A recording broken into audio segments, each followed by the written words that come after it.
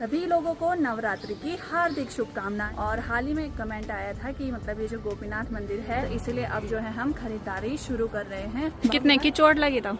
कमी पड़ी। ये दोस्तों काफी गंभीर मामला है। अच्छा का कपड़े धोए मैंने दोस्तों, एक कट्टा कम नहीं होता। इसमें तो मैं बिल्कुल मौन हूँ, यानी कि मेरे पास कोई शब्द ही नहीं है। ना मैं इंस्टा चलाती थी, ना मैं फेसबुक चलाती थी। शर्म आनी चाहिए आप लोगों को। सुबह सुबह का मौसम दोस्तों कुछ इस प्रकार से हो रखा है। पहाड़ों में चमचमाती हुई धूप लगी हुई है। इसी के साथ हम आज के नए ब्लॉग की शुरुआत करते हैं। हेलो दोस्तों, नमस्ते, प्रणाम, हर हर महादेव, जय श्री केदार। कैसे हो आप सभी? आशा करती हूँ आप सभी स्वस्थ होंगे, मस्त होंगे और हमारे ब्लॉग देख रहे होंगे। तो दोस्तों मेरा नाम है शानू बुटोला फ्रॉम रुद्रप्रयाग, शानू झिंकवाड़ फ्रॉम चमोली। और आज के नए ब्लॉग की शुरुआत हो रही है चमोली डिस्ट्रिक्ट के इस खूबसूरत से गाँव हल्दापानी गोपेश्वर से। तो दोस्तों सबसे पहले आप सभी लोगों को नवरात्रि की हार्दिक शुभकामनाएं। माता रानी से मैं यही प्रार्थना करूंगी कि आप सभी लोगों के घर में खुशहाली आए और आपकी मनोकामना पूर्ण हो और आप लोग सभी आगे बढ़े। तो दोस्तों आज नवरात्रि के पर्व पर मेरी तैयारी है मंदिर जाने की। तो आज जो है हम आपको लेके चलेंगे माता रानी के मंदिर में। तो अभी वैसे देर हो चुकी है, तो जल्दी जल्दी पहले यहाँ से निकल जाते हैं और सीधे आपको मिलते हैं मंदिर में। ठीक सामने है मेरे साथ दीदी जी। Good morning. कैसे हो आप? तो देखो भाई, आज हम दोनों साड़ी सूड़ी पहन के सज चुके हैं, यानी कि हमारे घर की देवियाँ हैं। तो वही तो चलो अभी चलते हैं मंदिर में। हैं मंदिर में मिलते हैं। हाँ, तो अभी दोस्तों हम पहुंच चुके हैं मंदिर मार्ग में। यहाँ से अभी मंदिर की दूरी थोड़ा सा ही है। तो यहाँ पे सबसे पहले हम माता रानी के श्रृंगार का सामान ले लेते हैं और पूजा का सामान ले लेते हैं। पे दीदी ही सिलेक्ट कर रहे हैं कि क्या क्या सामान हमें रखना है। एक्सपीरियंस धूप, श्रृंगार का सामान। हाँ। और कुछ भी रखना है क्या? तेल रखें? रख दिया होता।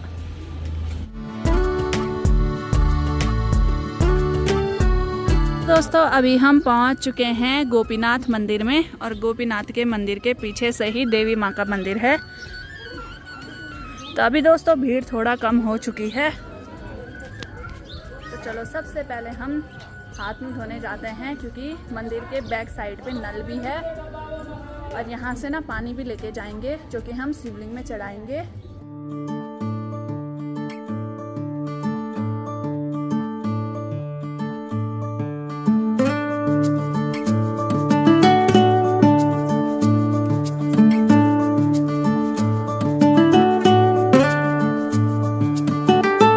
सबसे पहले दोस्तों हमने यहाँ पे महादेव की पूजा भी कर ली है। बाकी अंदर के हमने दर्शन कर लिए हैं, वहाँ वीडियो बनाना अलाउड नहीं होता है। तो अब हम जाएंगे माता रानी के मंदिर में और वहाँ पे करेंगे पूजा पाठ। वही दोस्तों माता रानी का मंदिर, यहाँ पर का गेट दोस्तों खुला हुआ नहीं होता है, तो यहाँ पे हम बाहर से ही पूजा पाठ करेंगे।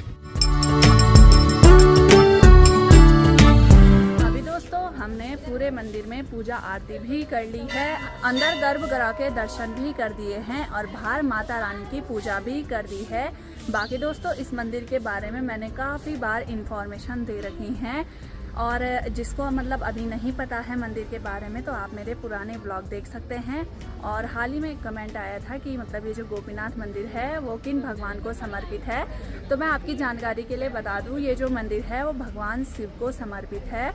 और बाकी यहाँ पे जो होती है, जो रुद्रनाथ की डोली होती है, वो शीतकालीन में यहीं निवास करती हैं। बाकी ठीक सामने आप देख सकते हो बहुत प्रकार की मूर्तियां हैं, टूटी फूटी प्रकार की मूर्तियां हैं। तो ये जो मूर्तियां हैं ना, ये इस बात को दर्शाती है कि ये हमारे पुराने ज़माने, यानी कि आज से पता नहीं कितने साल पहले यहाँ मंदिरों को दर्शाती है कि यहाँ काफ़ी सारे मंदिर रहे होंगे। इसीलिए आप देखो भाई, पत्थर के बने हुए तरह तरह के आपको शिवलिंग दिखाई दे रहे होंगे और मंदिर दिखाई दे रहे होंगे। वैसे इसकी जो डिटेल है वो मैंने अपने पुराने व्लॉगों में दे रखी हैं, तो आप लोग मेरे पुराने व्लॉग जाके ज़रूर देखें, उसमें आपको यहाँ के बारे में सब कुछ पता चल जाएगा। बाकी ठीक सामने आपको अष्ट धातु का बना हुआ त्रिशूल दिख रहा होगा। तो इसकी मान्यता दोस्तों ये है कि ये मात्र एक उंगली से ही हिलना शुरू हो जाता है, लेकिन इसमें मतलब पूरा दे रखा है कि भाई त्रिशूल को ना हिलाए वगैरह, तो इसको कोई भी भंग ना करे, मतलब ऐसे हिलाने वगैरह का।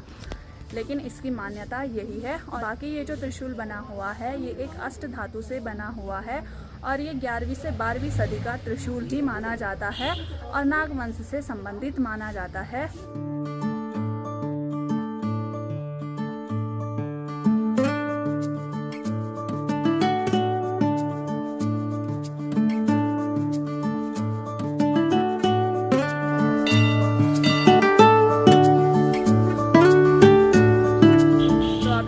मंदिर से दर्शन करने के बाद हम लोग आ चुके हैं यहाँ पे सूट साड़ी की शॉप में, जिसमें कि हम परसों आए हुए थे। तो यहाँ से अभी हमें साड़ियों की खरीदारी करनी है। तो अभी यहाँ पे ना डिसाइड कर रही हैं दी कि कौन सी लेनी है, क्या लेनी है करके। उस दिन हमने इसीलिए नहीं ली थी क्योंकि उस टाइम पे पितृ श्राद्ध चल रहे थे, तो उस टाइम पे ऐसे शुभ कार्य के लिए मतलब लेना देना नहीं करते हैं। तो अभी जो है नवरात्रे लग चुके हैं, शुभ मुहूर्त चल रहा है, तो इसीलिए अब जो है हम खरीदारी शुरू कर रहे हैं। बाकी यहाँ पे काफ़ी अच्छे अच्छे लहंगे भी हैं। करवा चौथ के पर्पज़ से दोस्तों ये ठीक हैं अगर किसी को पहनना होगा तो। बाकी मुझे यहाँ पे ये ब्लाउज़ पसंद आ रहा था, तो इस टाइप की साड़ी मेरे पास होनी भी चाहिए। तो देखते हैं इनमें से। पे दोस्तों अभी हम लेने देने वाली साड़ी डिसाइड कर रहे हैं। तो ये वाले पैटर्न है, काफ़ी अच्छे अच्छे पैटर्न हैं। तो इसमें अभी हमें 15 साड़ियाँ छाननी हैं। ये दोनों अलग है ना, अलग अलग। तो यहाँ पे देखो भाई सारी साड़ियों की खरीदारी भी हो चुकी है। कितने की चोट लगी था? कमी पड़ी हैं कमी पड़ी बोल। तो चलो भाई अभी हमने शाम को भी आना है सूट लेने के लिए। अभी फिलहाल हम यहाँ से साड़ी लेके चलते हैं। चले तो चले फिर। चला तो बहुत जोला। बाकी यहाँ पे मुझे दोस्तों साड़ियाँ पसंद आई, 1-2 नहीं सीधे 4 साड़ी पसंद आई। पर अभी लूंगी नहीं, मैं बाद में लूंगी जब मेरे पति देव आएंगे। हमने पैसे खर्च नहीं करने। चलो तब। तो अभी दोस्तों बढ़िया करके सारी खरीदारी भी हो चुकी है और अब हमारी तैयारी है यहाँ से घर जाने की। और जैसे ही हम यहाँ से घर जाने को हुए, यहाँ पे बहुत शोर शराबा हुआ और ठीक सामने से आ रही है भाई रैली, और ये पता नहीं किस चीज़ की आ रही है। तो काफ़ी हल्ले में है पेपर चोर। ओहो, तो ये दोस्तों काफ़ी गंभीर मामला है जिसके कि सभी विरोधी हैं। जो परसों के पेपर मतलब पटवारी का पेपर लीक हुआ है उसके लिए रैली निकाली गई है, तो बहुत बढ़िया बात है।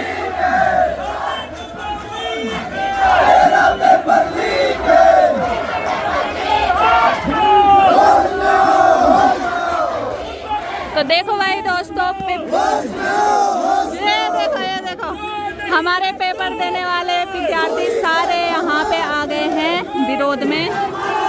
तो बहुत बढ़िया बात है भाई।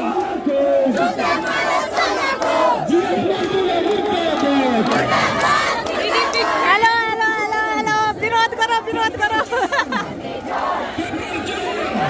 तो देखो भाई सारे जो है लड़के लड़कियां मैदान में उतर चुके हैं। ऐसा होना नहीं चाहिए क्योंकि बहुत ज़्यादा पेपर लीक जो है हमारे उत्तराखंड में हो रहे हैं। तो देखो भाई सभी लोग यहाँ पे आ गए हैं विरोध में। हाय हाय,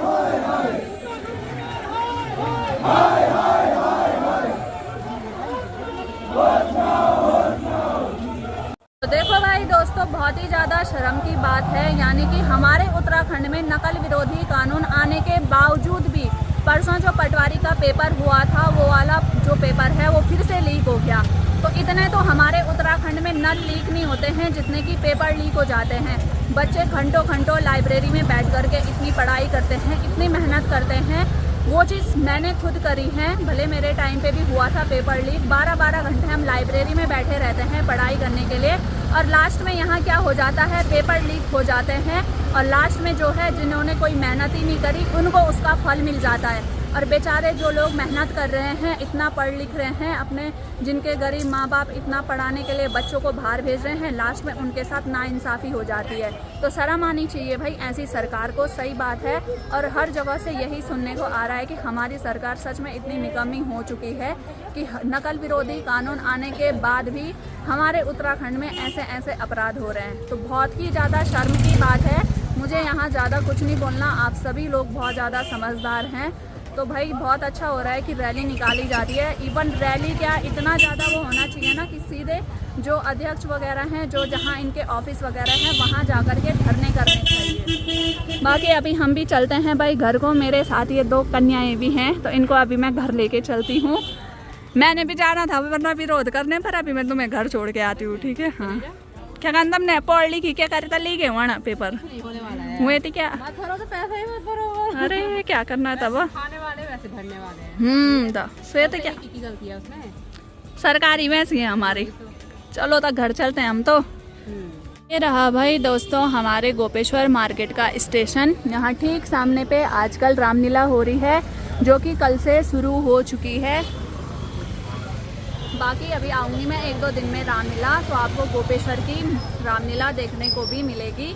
बाकी अभी यहाँ पे भीड़ भाड़ उतनी नहीं हो रही है, लेकिन शाम के टाइम पे ना मार्केट में खूब भीड़ रहती है। दोस्तों जैसे ही घर जाना हुआ तो इनको लग गई थी भूख बल। दीदी का तो बर्थ है, दीदी इन दीदी को लग गई थी भूख, और मुझे भी लग गई थी। वैसे मेरा मंदिर तक ही फास्ट था, मैं पूरे दिन का बहुत कम रख पाती हूँ क्योंकि उतनी एनर्जी नहीं आ पाती है शरीर में ना। क्या करे अब अरे मैं बताऊँ कि मिता नहीं रहे जो भूख पर बर्ता दो पर नहीं रहे वो ना क्या मैं और टाइम नहीं रह पाती हूँ। फास्ट के दिन कुछ नहीं होता मेरे को। अरे आप देवी हो यार, देवी साक्षात देवी हो आप दोस्तों साक्षात देवी के दर्शन करो दीदी खूब पूजा पाठ वाले हैं यार तो अभी हमने अपने लिए कुछ खाने के लिए मंगा रखा है क्योंकि सुबह से नाश्ता भी नहीं किया था और अभी दिन के 12 बज ही चुके हैं, तो कुछ खा लेते हैं तब जाएंगे घर। तब मेरा भाई घर नहीं जाना है कभी नहीं कसम खा रही बोला मैं चली छो, तुमने बुलाई नहीं वापिस नहीं यार मैंने खा के जाते ना, तू भी भूखी थी। सही बात है, इसको भी भूख, ये तो बिना खाए कभी नहीं जाती है।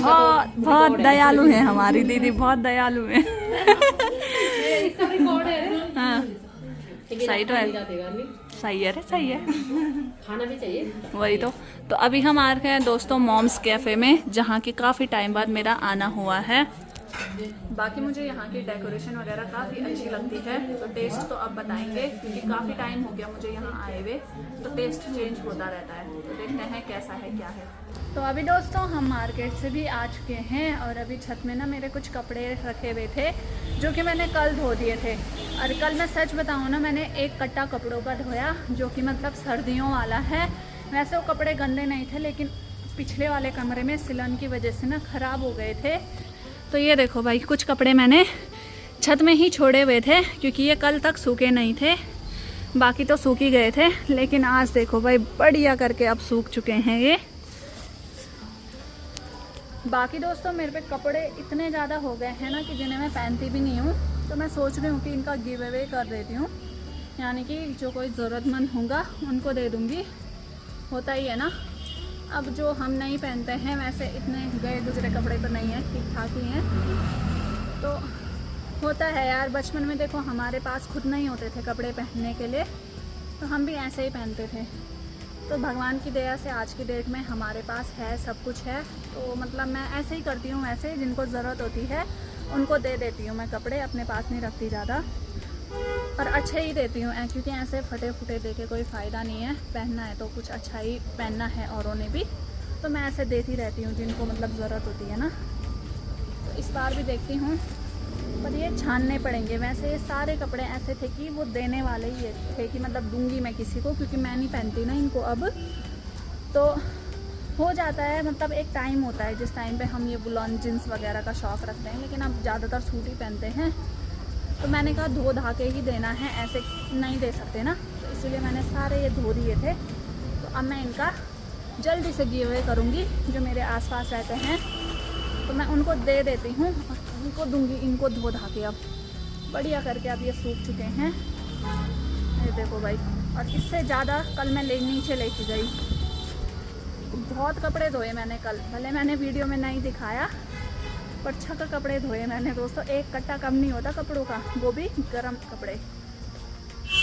और कपड़े नीचे रखने के बाद दोस्तों मेरी तैयारी है अभी कपड़े धोने की, क्योंकि सुबह नहाई थी तो थोड़ा बहुत कपड़े बच गए थे। और वैसे 1-2 दिन से ना मैं छत में ही कपड़े धोने आ रही हूँ, क्योंकि यहाँ पे आंटी लोगों ने बढ़िया कपड़े धोने के लिए ही बना रखा है, क्योंकि इतना नीचे चढ़ के आओगे कि ऊपर छत में, तो उससे अच्छा है यहाँ पे धो और सीधे कपड़े धोने, मतलब धूपने के लिए डाल दो उधर के लिए। तो हम यहीं पे ज़्यादातर आजकल अब कपड़े धो रहे हैं, तो यही मुझे कंफर्टेबल भी लगा वैसे, वरना बाथरूम में धो फिर ऊपर आओ बहुत हालत ख़राब हो जाती है। दोस्तों शाम का समय है और अभी हम आ चुके हैं फिर से गोपेश्वर मार्केट में। तो दोस्तों इस बीच मेरा पूरा ब्रेक रहा, क्योंकि वो मेरा एक स्टडी टाइम होता है। तो अभी शाम का समय है, तो मैं दीदी के साथ मार्केट आ चुकी हूँ। जैसा कि आपको ब्लॉग में दिख रहा होगा कि आजकल हमारी ख़रीदारी चल रही है, तो वो शादी की ख़रीदारी चल रही है। तो अभी हम सुबह साड़ी लेके गए थे, तो अभी हम पूछ रहे हैं सूट का रेट। तो अगर सही मिलेगा तो यहाँ से अभी हम सूट लेके जाएंगे। फ़िलहाल तो दीदी यहाँ नीचे दुकान में है, तो अभी पूछ रहे हैं कि क्या क्या है बस।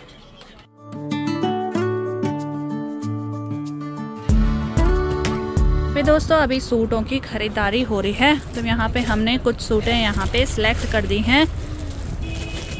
तो ये काफ़ी अच्छी सूटें हैं लेने देने के हिसाब से, यानी कि डिज़ाइन भी अच्छा है और कपड़ा भी काफ़ी अच्छा है। तो अभी फ़िलहाल हमें इतने ही पीस मिल रहे हैं, क्योंकि ऐसा होता है जब देना है किसी को तो। यहाँ पे ये वाली साड़ियाँ ना काफ़ी सुंदर सुंदर हैं, और ये ना जिमी चू की साड़ियाँ हैं, काफ़ी सुंदर लग रहे हैं। वैसे वीडियो में इतनी मतलब अच्छे से कलर नहीं आ रहा है, पर सामने पे बहुत सुंदर है।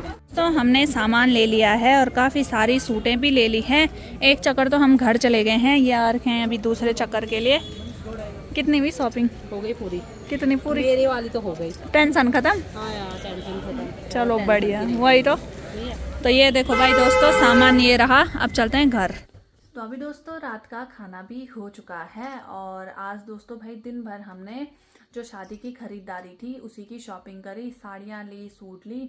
तो यहाँ पे बगल पे दीदी जी भी अकेले रहती हैं, तो उनकी बहन की शादी है, तो उस पर्पस में मैंने उनकी हेल्प करी। तो उनके साथ मतलब गई थी साड़ी सूट लेने, वरना वो बोल रहे थे तू नहीं होती तो मतलब मैं कैसे जाती, कैसे लेके आती। तो चलो अच्छा लगता है, और दीदी भी काफ़ी हेल्पफुल है, तो मेरा भी यहाँ पे ख्याल रखती हैं। जैसे कि मैं अकेले रहती हूँ, तो मतलब बिल्कुल ऐसा नहीं लगता है कि मतलब ऐसा लगता है कि चलो हम बहनें ही हैं, तो इस तरीके से हम मिलजुल करके रहते हैं।